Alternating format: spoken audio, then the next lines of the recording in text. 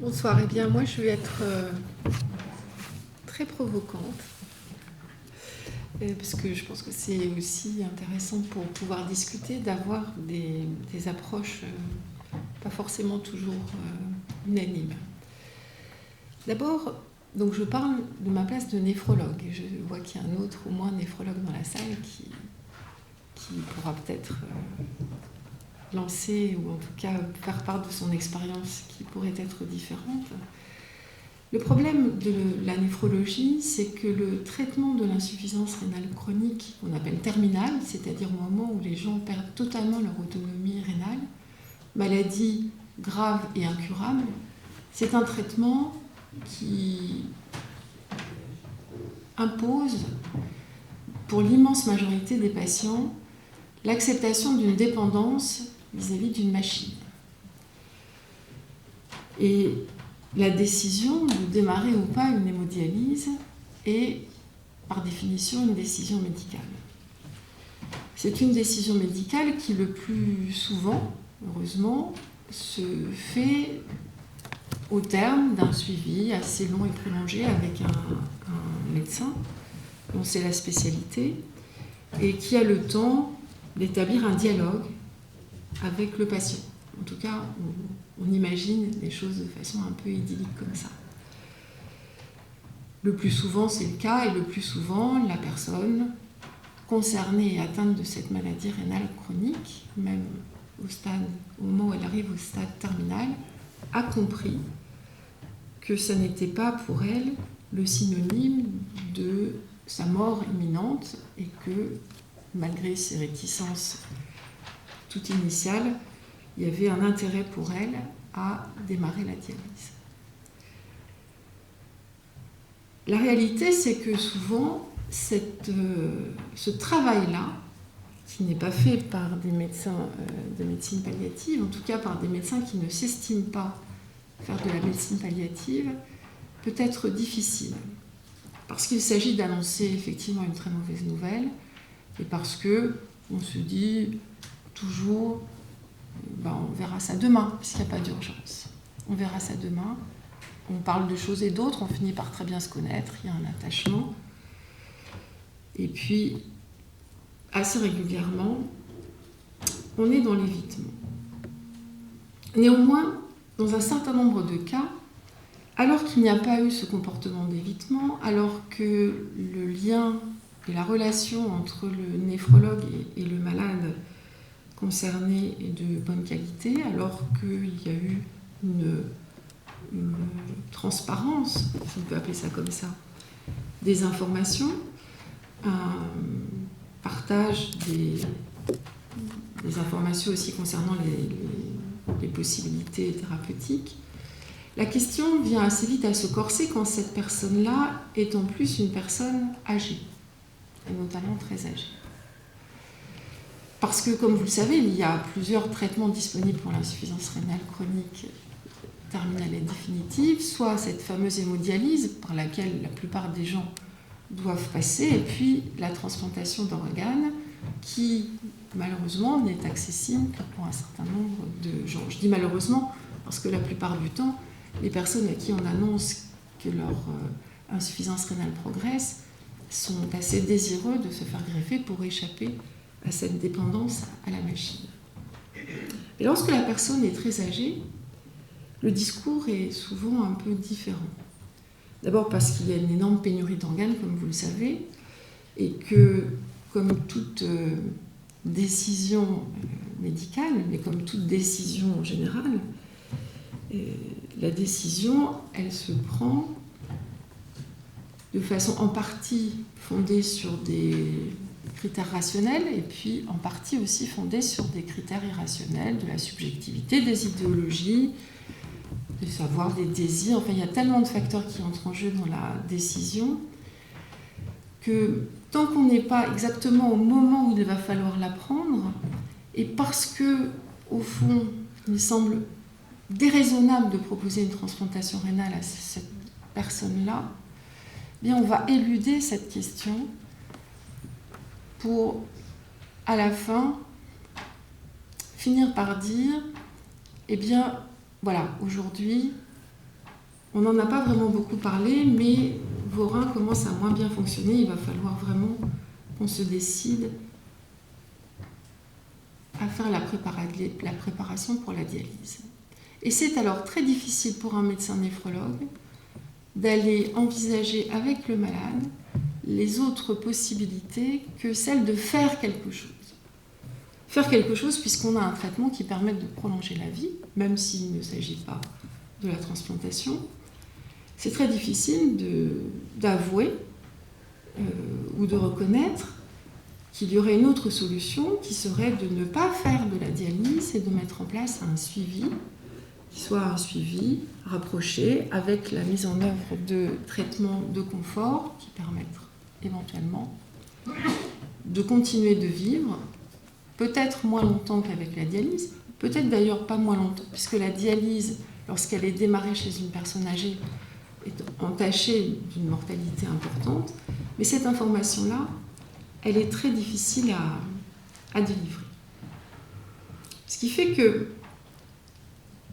alors que dans certains pays, et j'ai eu l'occasion d'aller discuter en Angleterre au Congrès européen de néphrologie, des nouveautés en matière d'éthique en néphrologie, alors que dans certains pays, les médecins sont venus me voir en disant « Ne pensez-vous pas que la dialyse devrait être un droit de l'homme ?» Dans nos pays, et en tout cas en France, pour un certain nombre de médecins, il n'est plus envisageable de ne pas démarrer cette dialyse-là, en tout cas d'engager la discussion avec le patient, sauf si c'est lui qui dit « moi dans le fond, j'ai pas très envie ». Et même si j'ai bien compris qu'il ne fallait pas parler de cas, je crois que j'aimerais bien illustrer mon propos par 2 cas, parce que toute la théorie, elle a été faite, donc moi, j'aurais plus rien à dire, à part dire je suis d'accord sur certains points et pas sur d'autres. Donc j'ai 2 cas. J'ai 2 cas qui vont, je pense, vous aider à comprendre quelles sont mes craintes en tant que médecin devant l'élaboration de ces lois qui sont là et qui, d'une certaine manière, vont s'imposer à nous. La première histoire, c'est celle d'un monsieur de 75 ans, médecin, donc ça doit faire écho à quelque chose dans votre tête. Ça rappelle en apparence votre histoire. Il est médecin, il est obstétricien. Cette histoire, elle date d'il y a 15 ans. À l'époque, on n'avait pas de loi. Et il dit à son néphrologue traitant « Écoute, moi, t'es gentil, ta dialyse, j'en veux pas. J'en veux pas de la dialyse parce que c'est pas mon projet. » Et donc le médecin néphrologue laisse passer le temps, accepte cette décision de ne pas démarrer la dialyse. Le temps passe, les reins s'épuisent et le malade arrive en insuffisance rénale préterminale. Et là, il fait un accident cardiaque qui fait qu'il va en cardiologie où le traitement est démarré, il s'aggrave en cardiologie par une aggravation de sa fonction cardiaque et il est en asphyxie aiguë. Et à ce moment-là, on appelle, ça fait pas 15 ans, ça fait même bien plus longtemps que ça, la chef de clinique que j'étais, et on me dit, bah, écoutez, venez en cardiologie, là, on a été obligé d'intuber un malade qui asphyxiait sous nos yeux. Donc je suis allée chercher ce malade-là, j'étais en réanimation néphrologique, je l'ai ramené en réanimation néphrologique. La question ne se posait absolument pas de savoir s'il fallait ou pas mettre en route la dialyse pour ce malade-là, qui était au stade pré-terminal d'une insuffisance rénale chronique, qui avait dit qu'il ne voulait pas de dialyse chronique, mais qui avait subitement fait un épisode asphyxique aigu qui l'aurait conduit au décès s'il n'avait pas été intubé par les réanimateurs cardiologiques et qui aurait été suivi de décès si les néphrologues n'avaient pas mis en place la dialyse. Nous avons mis en place la dialyse. Quelque temps après, le monsieur s'est réveillé, il m'a fait les gros yeux en me disant que j'avais dit que je ne voulais pas de dialyse. Et donc on a discuté. Et puis nous avons convenu d'une sorte de pacte, tous les deux, à savoir, ok, vous avez démarré, maintenant je vais mieux dans le fond, donc vous continuez. Et puis on en rediscute dans quelques temps, parce que finalement, cette aggravation aiguë, là, je n'avais pas du tout prévu. Et il me semble que j'ai encore la propriété de ma clinique, j'ai des affaires à régler, donc je vais faire cette dialyse et on verra après. Bon, il se trouve que, mais c'est beaucoup moins intéressant, 6 ans après, il est revenu me voir en me disant « Finalement, vous avez bien fait parce que je m'en faisais tout un monde ». Et ça ramène quand même à une question très importante qui est celle des modalités du processus décisionnel pour le patient.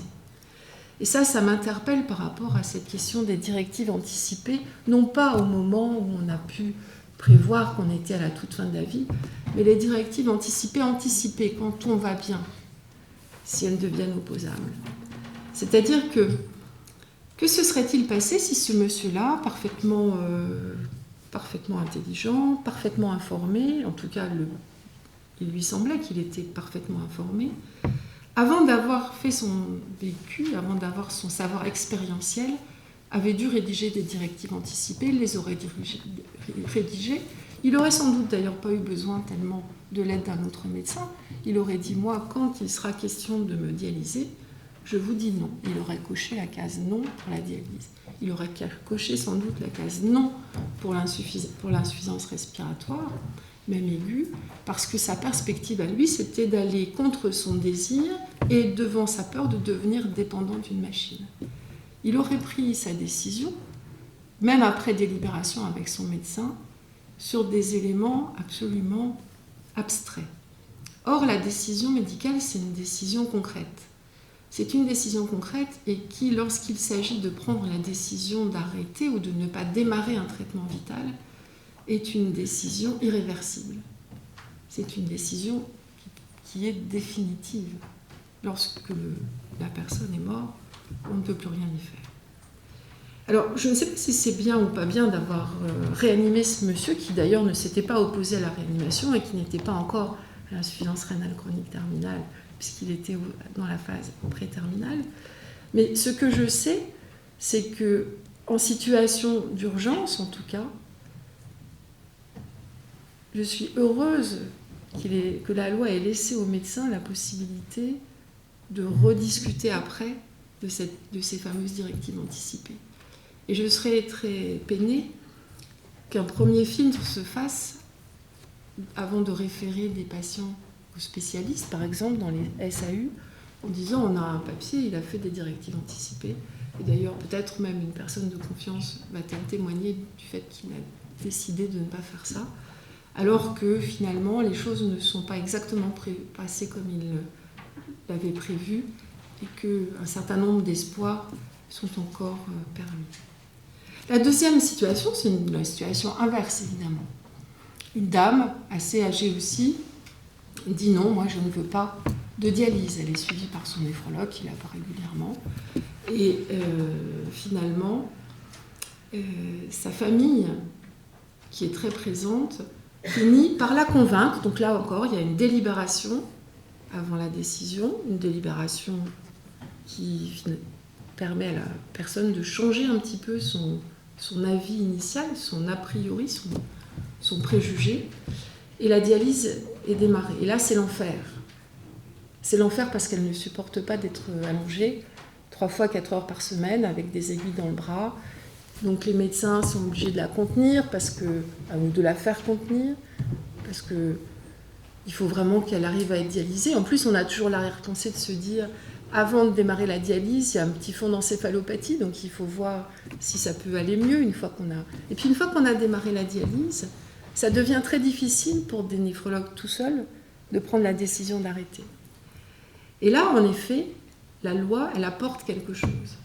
Elle apporte quelque chose parce qu'elle rappelle cette importance capitale avant d'interrompre un traitement vital, avant de prendre une décision qui sera une décision irréversible, de se poser, si on peut le faire et si on a le temps, de se poser et de mettre en place les éléments qui vont permettre une délibération collégiale, plus qu'une décision collégiale, parce que finalement, quand on est médecin, qu'on soit néphrologue ou pas, la décision, on en endosse la responsabilité. Et donc cette délibération collégiale, elle va pouvoir éventuellement aboutir à une meilleure prise en compte du vécu des patients qui vont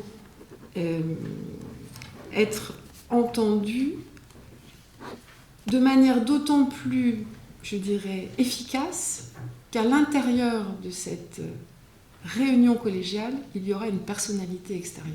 Et ça, je crois qu'on n'en a pas beaucoup parlé, mais il faut le rappeler. C'est-à-dire que cette collégialité qu'on met en œuvre, ou qu'on dit qu'on met en œuvre, elle ne peut être efficace que si au minimum il y a une personnalité extérieure. Imaginons que cette femme-là est désignée comme personne de confiance, la personne qui était le plus proche d'elle et qui avait été d'ailleurs celui qui avait réussi à la convaincre de démarrer la dialyse, c'est-à-dire son mari. Son mari qui, en aucun cas, ne voulait qu'on arrête le traitement de support vital de son épouse qui était la dialyse. On n'aurait pas spécialement, peut-être, eu autant de facilité à prendre notre responsabilité de médecin que de dire, eh bien là, compte tenu du refus initial de la dame, compte tenu du maintien ou du fait qu'elle soit revenue sur sa décision d'essayer, compte tenu de son vécu, nous nous rendons compte que notre traitement est un traitement maltraitant.